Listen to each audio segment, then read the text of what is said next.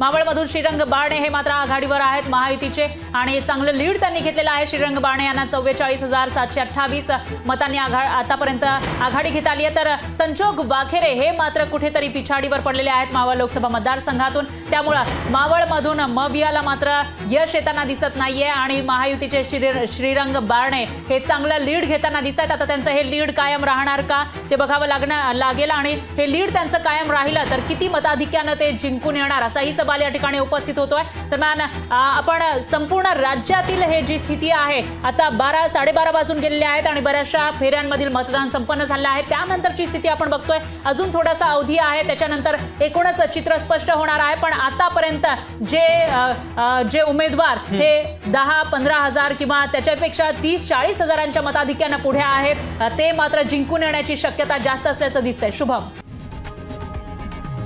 लोकशाही मराठी ऐका, पहा, जागरूक रहा।